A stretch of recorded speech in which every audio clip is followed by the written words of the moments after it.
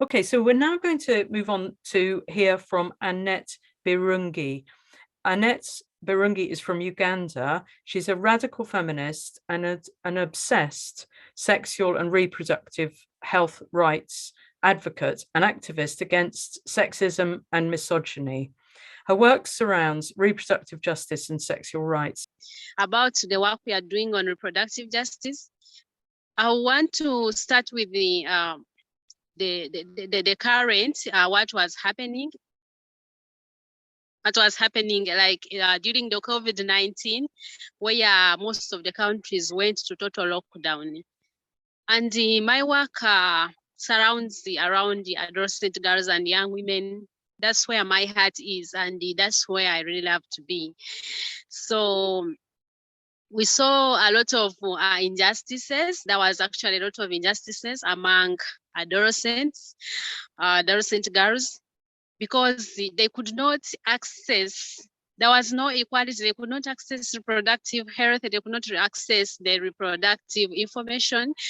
When you talk about contraceptives or hell, to young people, it is a hell. How can a young girl go for a contraception?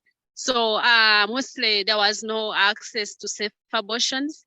And also some girls who got pregnant, most of them were forced by their caretakers and guardians to go for an unsafe abortion. Because in the health centers, they don't carry out abortion.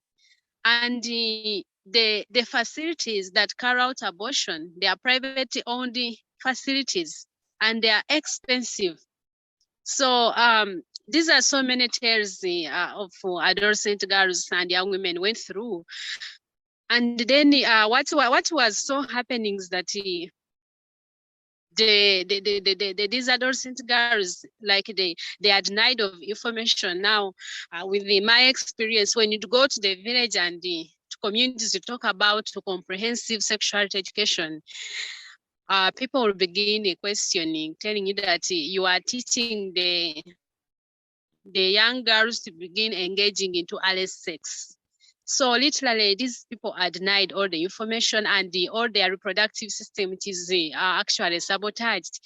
And people think that is a shame. It is so injustice. There is so injustice.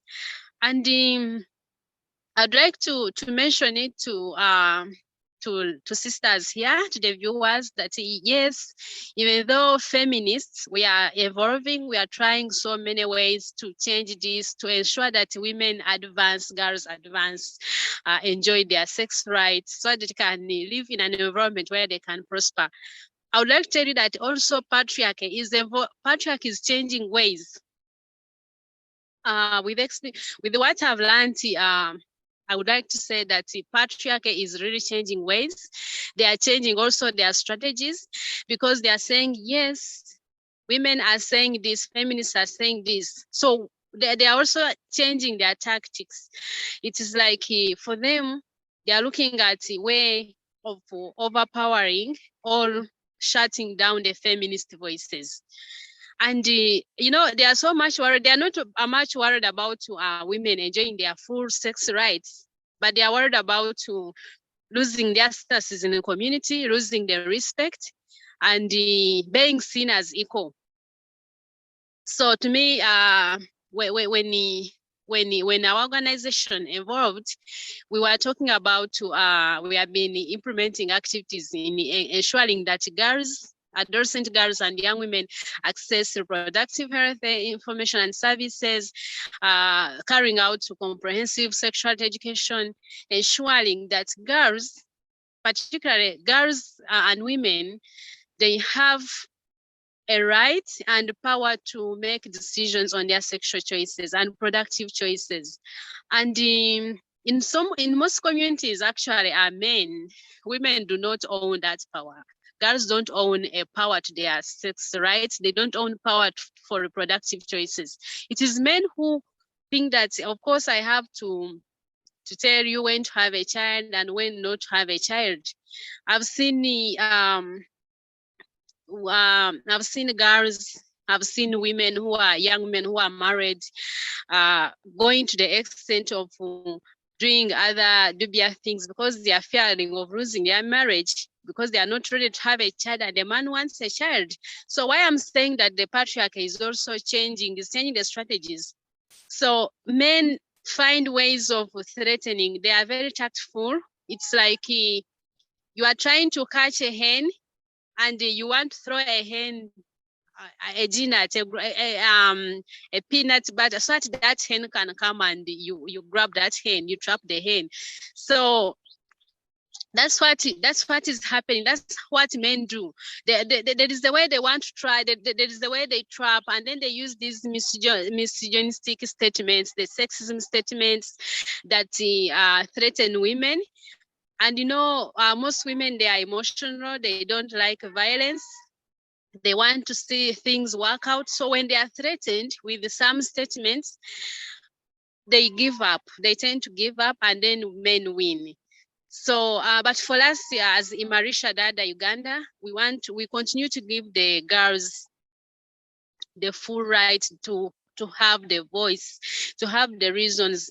There is no way that these girls and the women can exercise their full rights when they don't have information. Yes, patriarchy is changing ways. Men are doing this, but also we want to say that it begins with the girls. It begins with us women to continue doing what we want and what we feel like. So then what is also, we saw some achievement. The health centers now, particularly where I stayed, the health centers now, they had set aside they have set aside the spaces for where adolescent girls can go and access information about contraceptives, about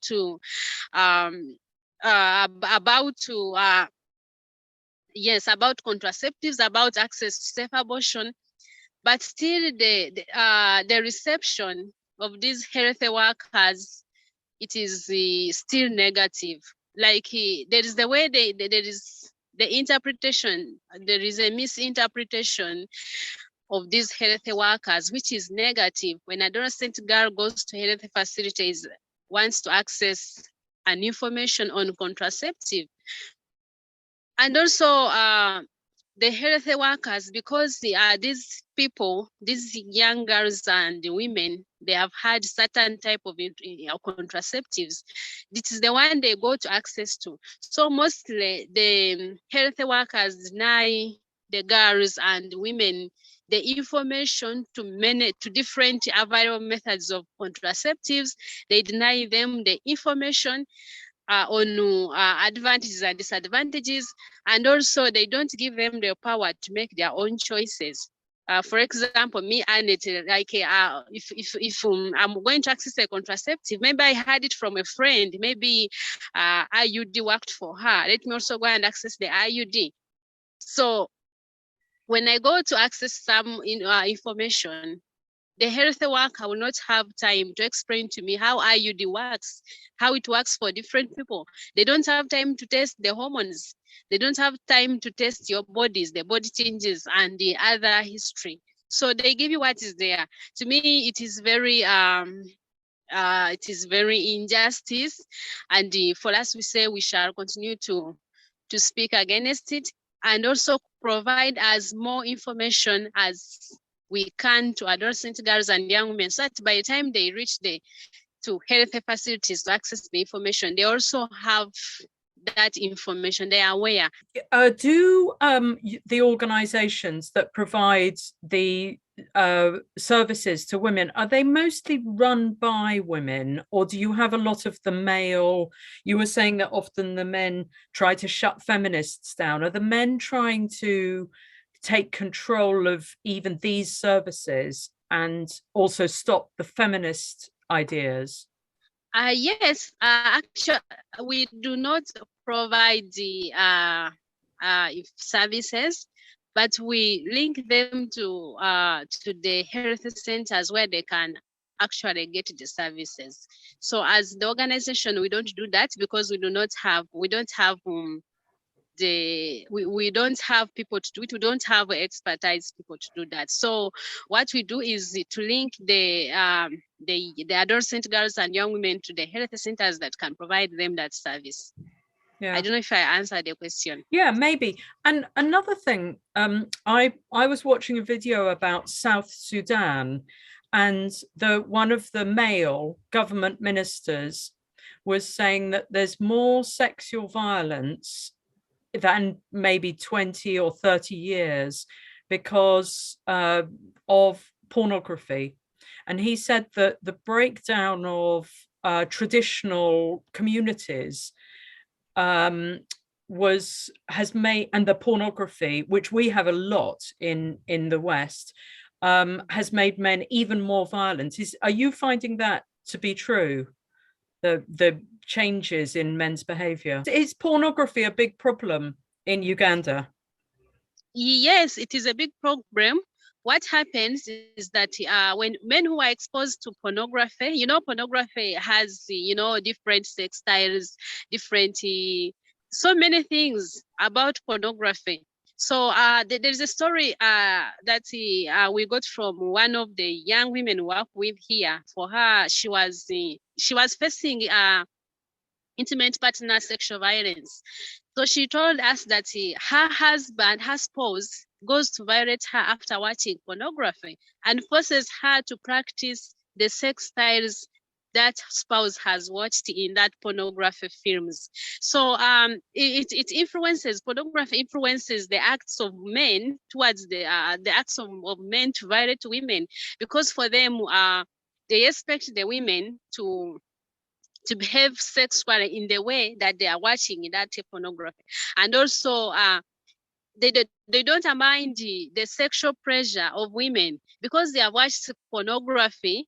They have gone to find they have watched they have watched pornography. They have got heated, they have got erected. By the time they go to meet their spouse, it is they don't have time to waste to make the other person feel the sexual pressure, to take them through the romance and what so. So to me, it influences that. And we have had so many stories from the women who have experienced the intimate partner violence, how their husbands spend time on phone, on watching pornography. Then they don't take time to make them ready. And you find that it's so hurting. I agree with you with the South Sudan. And also, actually, in Uganda, watching pornography is illegal. Because the Minister for Ethics and Integrity came in and said, no, pornography is influencing the sexual behaviors among the males and boys. So they made it illegal. But still, of course, there are many things on the internet. You access this pornography. I can go to my phone and I search the pornography, the blue moves, and the sex styles, and it appears. So that one, the government has no control over it, and still happens.